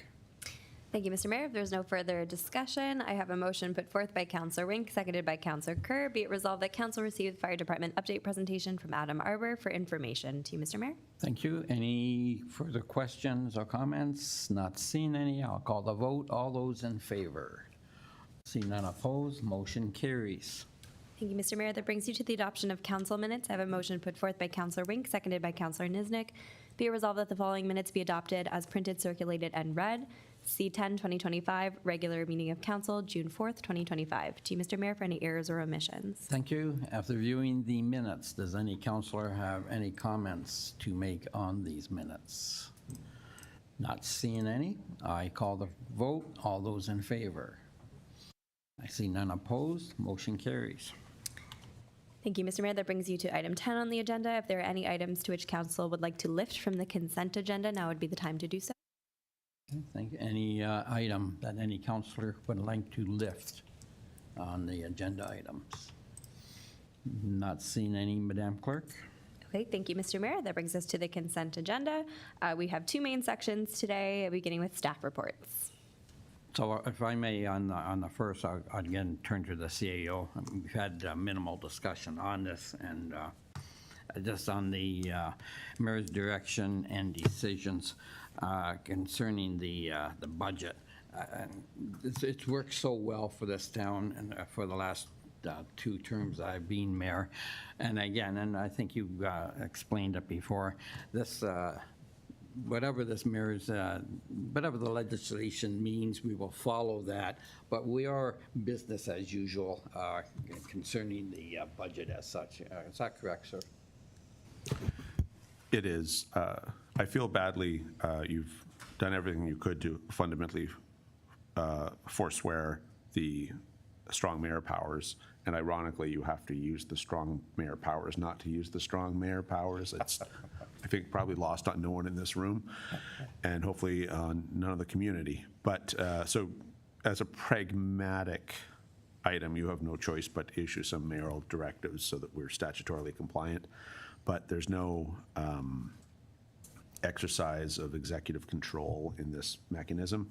What we anticipate happening, and it's in the document, of course, but the budget will be presented a couple weeks earlier this year, we're happy to announce, but and that's so as to allow for the statutory challenge periods and overrides, but anticipating that, and you've indicated that you want it to be as in past years, so fundamentally, all of council will have the chance to bring motions and ask questions of staff as to what underlying assumptions or why we're recommending spending money on A, B, or C, whatever that happens to be. As a group, you'll debate and discuss that. You've indicated you're just going to function as any other member of council, and will respect the will of the majority. Technically, there's a capacity for council to if you were using your strong mayor powers, to veto, and then a chance for you to address that. But those won't really be relevant considerations. We have to put them in there to be statutorily compliant. But if you do arrive at a budget in the usual fashion, which is to say a majority of you support whatever the outcome is, then the other timelines will just sort of pass in the middle of the night. And what will actually be different is, instead of us kind of passing a budget in the meeting and then, you know, having a reason to clap and carry on, that won't happen at a meeting. It's going to happen as a clock strikes midnight, when we're all at home, hopefully asleep in our beds, right? And we'll wake up the next morning and we'll have a budget passed. So there's no sort of penultimate moment anymore. That's what'll be different. But we anticipate walking away from the budget sessions, and as it indicates, we're going to try to do a special day that's just the two budgets, one assumes separated by lunch, but however that goes, they don't have to be equal amounts of time, and sort of fundamentally get the heart and soul of the levy-supported operating and capital budgets done in a day. And then the process will essentially repeat early next year for the rate-supported budget, when we have the data we need from the region vis-a-vis the price of water and wastewater. So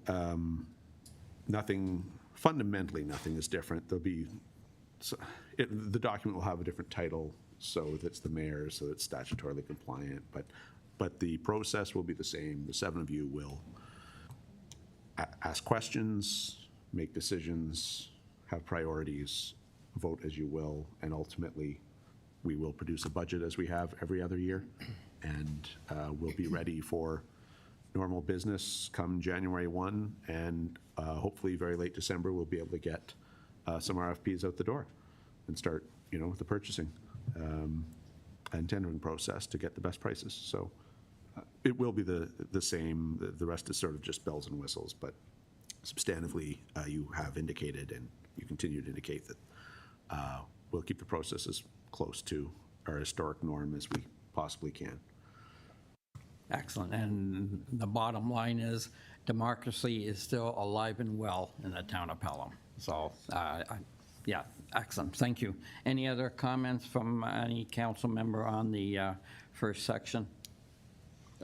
Deputy Mayor Eckert. I wasn't going to, but you just brought up an excellent point, and I was having a discussion with a local member of parliament who described the strong mayor powers as possibly the biggest attack on democracy, and I was proud to say that we weren't doing that, following that in Pelham. So I echo your comments about democracy alive and well in Pelham, so thank you. Excellent. Thank you, Council, for bringing that up. Any other comments or questions on this first set? I see the one I was going to talk on, also add Niagara South Coast tourism update. It certainly seems, Mr. CAO, that for the $12,000 that this council invested in it, we are definitely getting our money back on that in spades. And yeah, it looks like it was and let's hope that it helps the businesses in going forward. Any comments you may have? Well, from my own, I don't have any particular expertise in this area. I can say I've been to the website and seen finished product that has a whole bunch of Pelham images and proposed cycle routes and day trip routes and fun Thursday night activities and sorry, not just, I think maybe they call it Tuesday. Anyway, the idea is like interesting dates you can go on in evening or day trips. So I know there's a lot of quality Pelham content within there. I have recently been stepping back, and Ms. Van Ravensway and Ms. Duesling have sort of increased their role, and going forward, Ms. Van Ravensway will be the corporate lead on the file. She has periodically touched tourism throughout the arc of her career in a whole bunch of different ways. And I don't know if she has any additional commentary. I can say I have firsthand, and I've gone to a couple of sessions where Pelham businesses have gone to attend and interact with the service providers and got their images and their messages out. So I hope they're reaping benefit from it. I certainly can confirm that there's excellent work product out there, and that's about all I have to say. Ms. Van Ravensway? Thank you. Yeah, to the Director of Recreation and Wellness. Yeah, through you, Mr. Mayor. I as well have seen great improvements from past years when we did participate in the West Coast tourism, and it's night and day. Actually, yesterday, or maybe it was this morning, sorry, I seen a post and recognizing certain businesses and certain events, and it wasn't just town events. It was, it really made me proud that we are part of the West Coast tourism, South Coast tourism, sorry. Okay, thank you, Ricky. On geography, about 11 o'clock. Any other comments or questions on the first group of items? Not seeing any, Madam Clerk? Thank you, Mr. Mayor. That brings you to advisory committee minutes for information. Okay. Any comments on the advisory, on this section of the agenda? And I don't see any. I turn to the clerk. Thank you, Mr. Mayor. If there's no further discussion on the consent agenda, I thereby have a motion put forth by Councillor Hildebrand, second by Bernarski. Be it resolved that the consent agenda items as listed on the June 18th, 2025 council agenda be received and the recommendations contained therein be approved. Wait. Mr. Mayor. I have to call mayor's privilege if I may. Sure. Can we go back, I want to go back to the year-end building department report. I believe that's where that number comes up. So, and maybe that wasn't the report, but I read somewhere in the reports this month that the building department had a surplus, not a surplus, reserve, I believe we call it, of 1.6 million. And that reserve can only be used within the building department. So my question to you, Madam Treasurer, is the 1.6 definitely seems healthy. Is there a limit that it would reach, and then we would say maybe we have to lower some rates, or not meaning to put in words any order. What is that, just a satisfactory level, or is it reaching up into maybe we should be looking at how much money's in that reserve? And Through you, Mr. Mayor, no, there is no limit because that reserve is necessary in order to fund the building department in the years that building permits aren't as high as they should be. Okay. And so this year, we actually had to dip into the building reserve to offset higher expenses. So even though it looks healthy in comparison to other reserves, it definitely is needed in the future years when building will slow down. Excellent, I appreciate that, thank you. Now we can go ahead. Oh, Mr. CEO? I just want to say, I've actually worked for a municipality that did not have a building reserve. They didn't have economic growth. And we had to struggle. We actually had to offer services outside our municipal boundaries to neighbors just to be able to keep people employed. That's a real thing that exists in this province. And as Ms. Quinlan Murphy indicates, it's there to help in the lean years, whether interest rates spike upwards or construction or whatever that is, and we have a year that's zero growth or 0.2% growth or something, that will keep, it's a critical skill, but we don't want it paid out of the tax levy. So it's good to have the reserve, but also this town thinks our growth target is 29,000 people, right? And so we're talking about the businesses, the homes, the schools, all those things that support that level of population. Eventually, we're at 19,000 roughly now.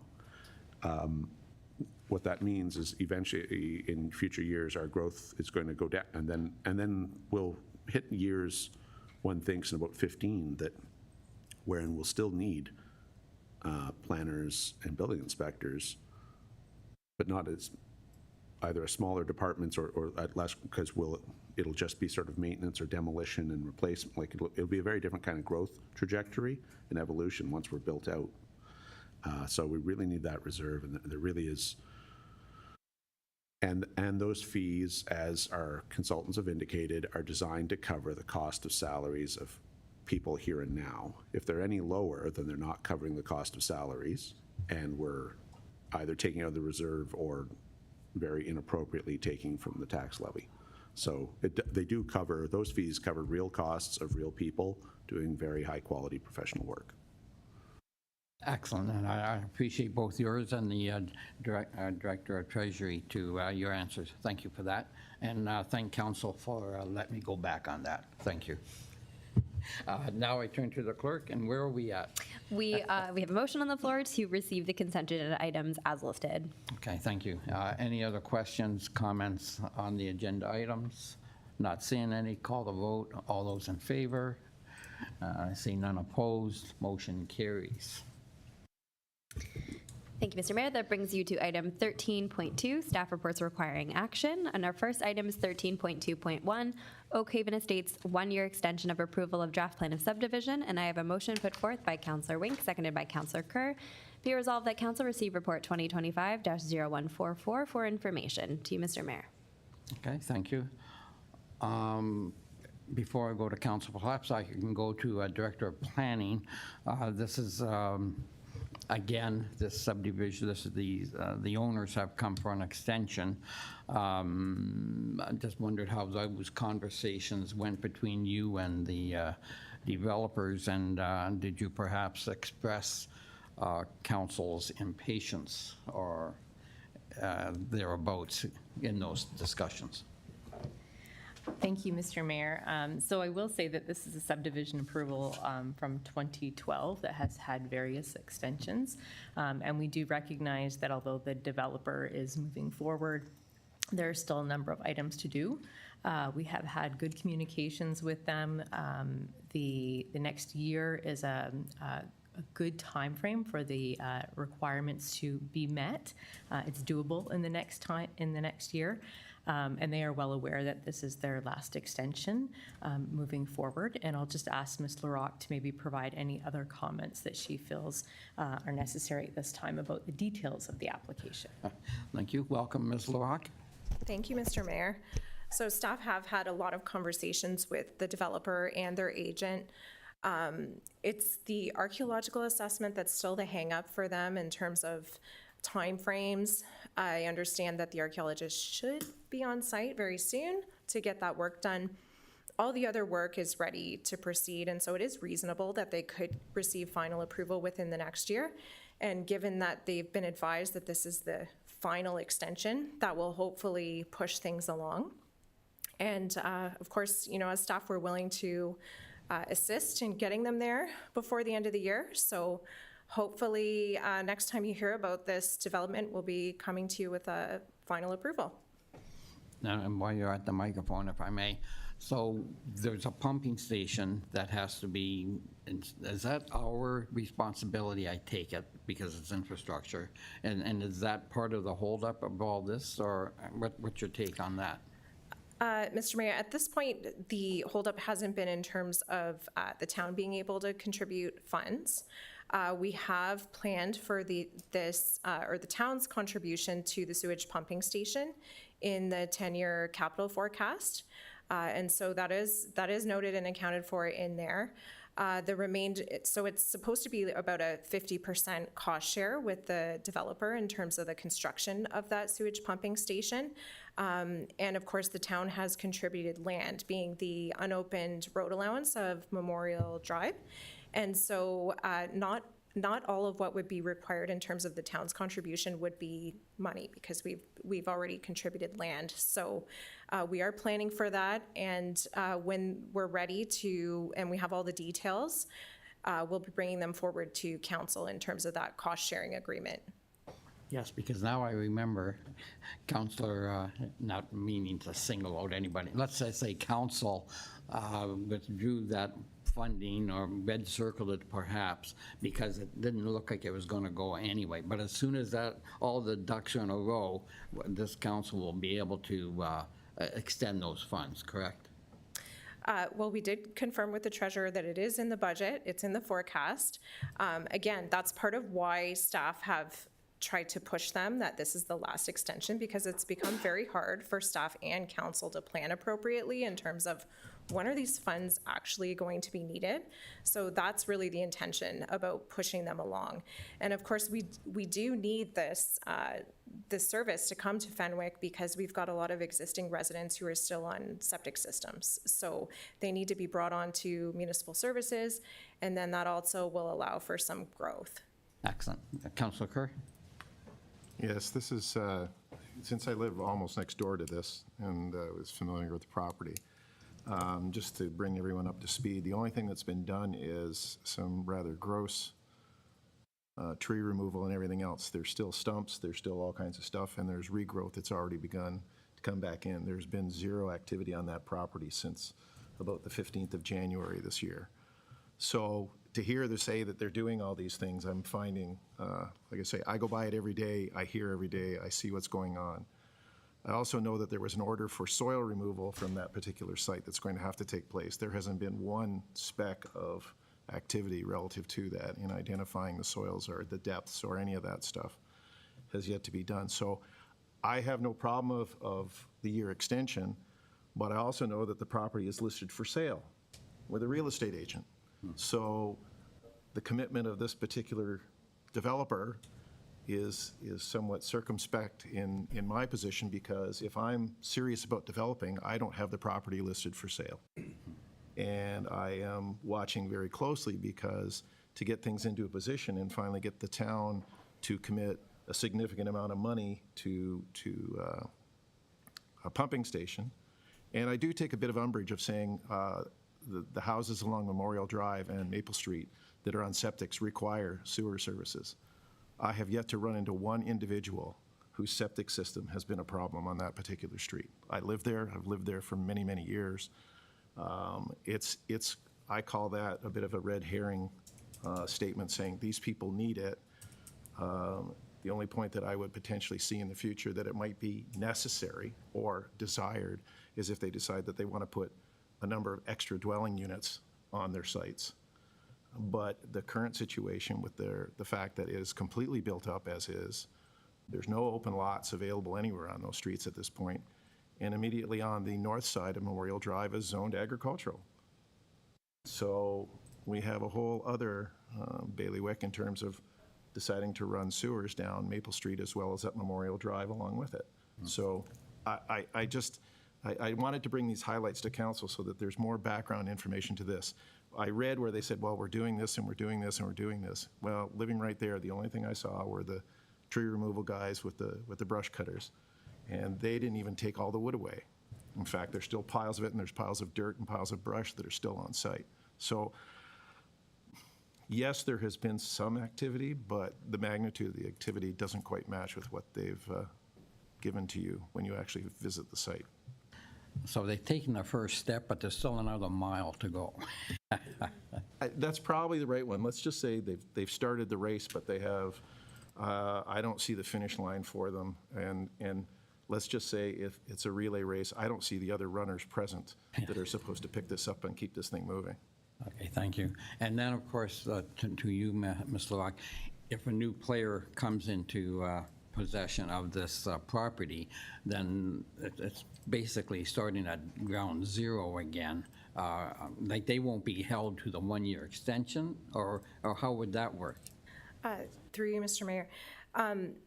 So if the property were to change hands, the approval goes with the property. And so it would end next June, even Okay. if it's a new owner. And so I think it may act as a further incentive to the individual that owns it now if they wish to sell it. I mean, a lot of the value is in the approvals that are in place as well.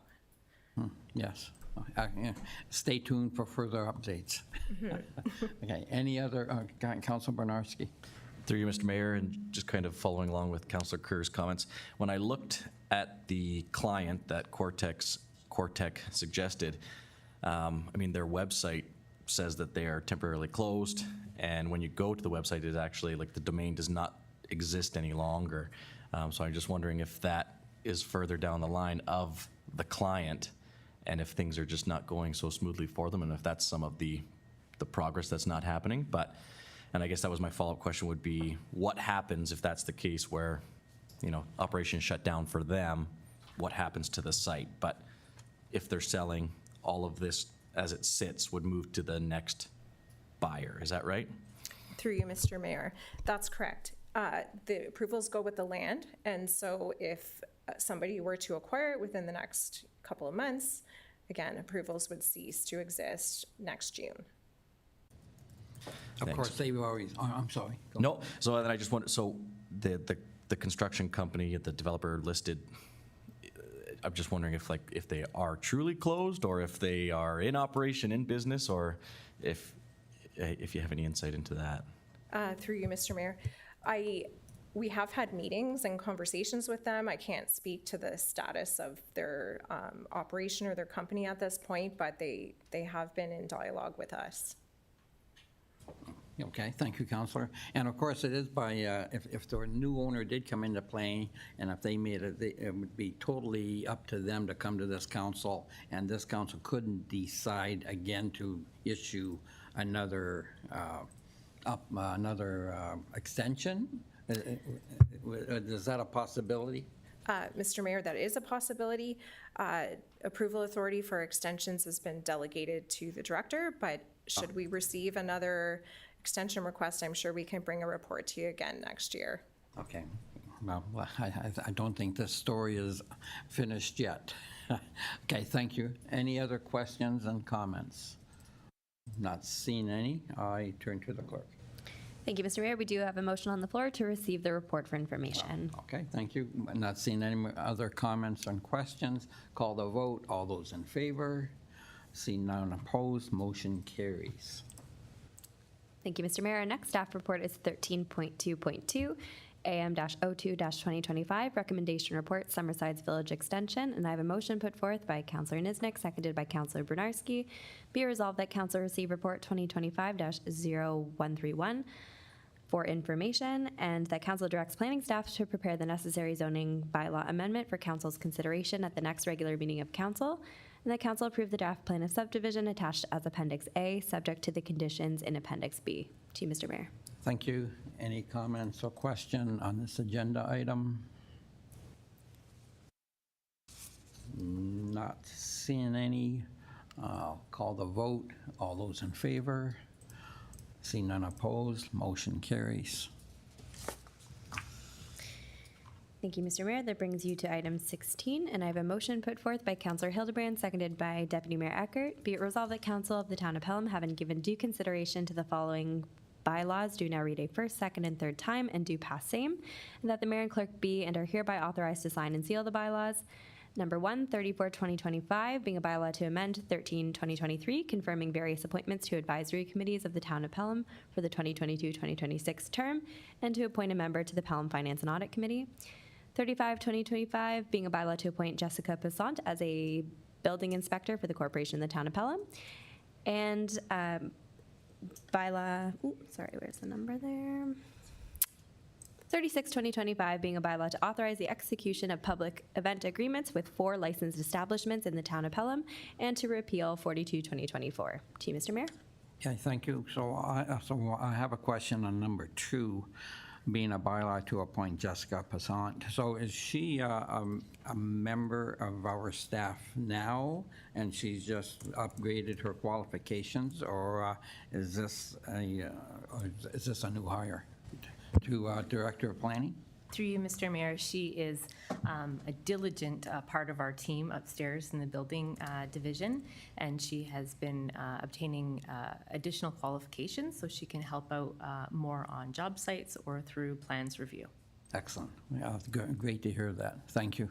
Any other questions from council on either one of any of the 3? Not seeing any. I'll call a vote. All those in favor? See none opposed. Motion carries. Thank you, Mr. Mayor. That brings us to a motion presented by Deputy Mayor Eckert this morning. So it is moved by Deputy Mayor Eckert and seconded by Councillor Kerr. Okay, thank you. And Deputy Mayor Eckert, you have the floor. Thank you, Mr. Mayor. I'm pleased to bring this motion forward. It was originally a recommendation from the Pelham Active Transportation Committee, which I sit on, and it reads as follows. Whereas the Pelham Active Transportation Committee has identified inconsistencies in posted speed limits over short distances, and whereas multiple speed limit changes along certain corridors may lead to driver confusion and pose potential safety concerns for pedestrians, cyclists, and other road users. And whereas reducing speed limits on residential side streets has been identified as a measure to enhance neighborhood safety, particularly in the communities of Fenwick and Font Hill.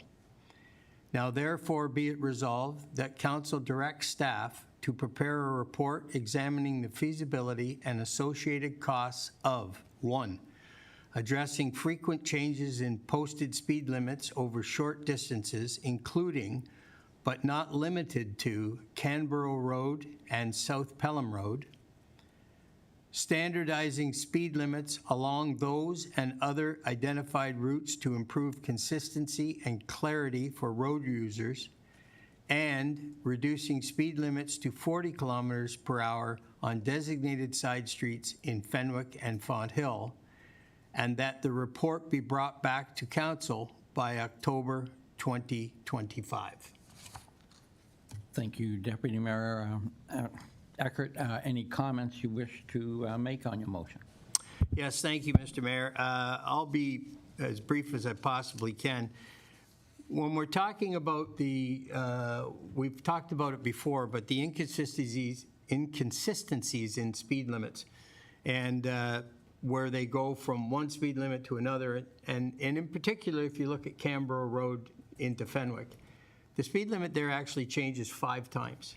And I think it's just over a kilometer or maybe under a kilometer. As you enter into Fenwick from the east, it's 50, it goes to 40, past the school it goes to 50, before you get to the next school it goes to 40, and then it goes back to 50 on the other side of the school. That's 5 changes in a period of about a kilometer. I think it just makes a lot of sense if that whole section of road was 40 kilometers an hour as you're entering into the town, and again to the side streets leading into that. In South Pelham has been brought up in the past, where you have a flashing light that drops it to 40 during certain times of the year or certain times of the day on South Pelham, but as soon as you turn the corner onto Port Robinson Road along the same school, it drops to 40 kilometers an hour.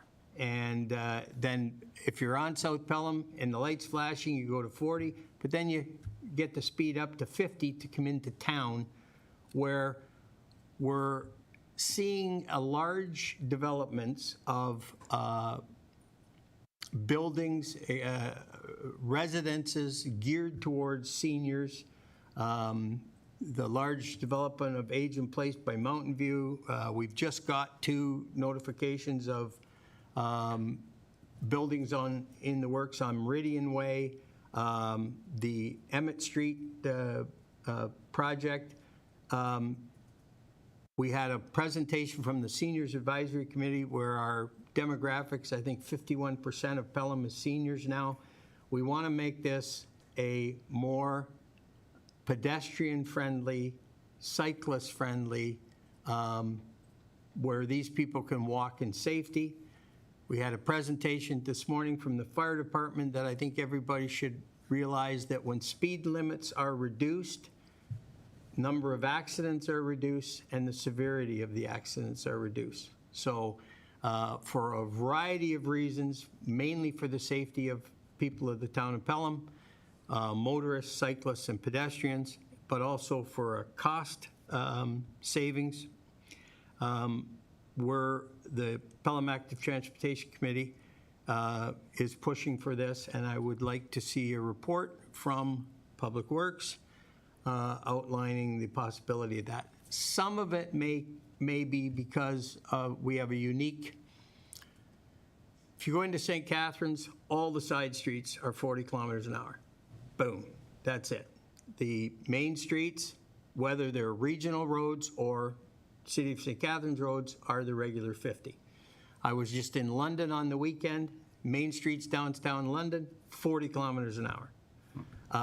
Our unique issue here is that some of these streets are regional roads, and so we would have to get cooperation, say, for instance, on Pelham, if we dropped it to 40 kilometers by Glen A. Green School, we would have to get cooperation of the region to keep it at 40 in through the rest of the town. I see. Okay. No. Well, then we're good. I withdraw that part. Thank you very much for pointing that out, Councillor Wink. I thought it was. So that's why I'm putting the motion forward, and I thank Councillor Kerr for seconding the motion. Thank you. Thank you, and I will now turn to Councillor Kerr as seconder. Any comments? Yes, I wholeheartedly agree. I guess I'm the Fenwick advocate. And the rationale behind it is that we have two reasonably close school crossing areas with significantly reduced speed limits. And then we have an escalated speed limit that goes actually through the core of Fenwick by the flagpole, where we have a postal station that has 300 post boxes. So in theory, you have 300 people that potentially daily are going in and out. And there's no parking in front of the post office, so that means you have to park, in the majority of cases, across the road in the municipal parking lot or along Maple Street. Or if you're incredibly lucky, you may get one of the three parking spots in front of the Avondale, let's just say, LCBO convenience outlet, which is utilized by a high number of people as well. So we have it's a high-speed area. So it would be really nice to have it consistent speed. I think it would just make it simpler. I hear people talk about delays in times. If you run the mathematics of some of these things, the biggest issue for most people, and I've always hated driving, is when I have to go, I go faster, I go slower, I go faster, I go slower, I go faster, I go slower, through the infamous money makers, through, if you were traveling to the southern United States, through some of their municipalities, they thrive on things like that they can get you with these speed traps. So I'm an advocate of, I think, 40K through the village as a consistent speed. And now that we're getting the enhanced lights that are going at the crossings for St. Anne's School as well as Wellington Heights Crossing that's coming, I've been promised that the buttons aren't matching up, as I got the notice from Mr. Cook. The posts are in, everything's there, we're just waiting for the final parts of it. So I think it would be the consistency of it. So that's why I'm supportive of this. If we can find a way to make it consistent for everybody for a particular area, then I think everybody wins in the long run. Okay, thank you, Councillor Kerr. Before I open it to council, Mr. Cribbs, the timeline of the request for the report, or any comments on the report? I thought it had a request for October, is that correct? Yes, I believe so. That's certainly one we can comply with. Okay, excellent. Now I'll go to council. Councillor Nesnick. Nick. Someday he'll get it right. Thank you very much. Yes, so through you, Mr. Mayor, no questions, just a comment in a motion of support. So last week was our Pelham Senior Advisory Council meeting. We knew this was coming to council today, and it was unanimous around our committee there that this would be an excellent motion to seek approval for and seek more information to the possibility. So they're certainly in favor of reduction of speed to enable our seniors to move safely through our community. Thank you. Okay, thank you, Councillor Nesnick. Any other comments or questions? Then I call the vote. All those in favor of the motion? And I see none opposed. Motion carries. Thank you, Deputy Mayor Eckert, for bringing us to council. And I turn to the clerk. Through you, Mr. Mayor, that brings us to item 16, resolution to move in camera. I have a motion put forth by Councillor Bernarski, seconded by Councillor Niznik. Be it resolved that the next portion of the meeting be closed to the public in order to considering the following under Section 239(2) of the Municipal Act as follows. B, personal matters about an identifiable individual, one item, advisory committee membership. C, a proposed or pending acquisition or disposition of land by the municipality or local board, one item being in Ward 1. And B, personal matters about an identifiable individual. And F, advice that is subject to solicitor-client privilege, one item, pledge agreements. To you, Mr. Mayor. Okay, so council, I suggest that we vote on this, and then as we get ready to go on camera, we'll have a 10-minute break. So to move in camera, any comments? Not seeing any, call the vote. All those in favor? And I see none opposed. And now we will have a 10-minute break as we get ready to go in camera. Thank you.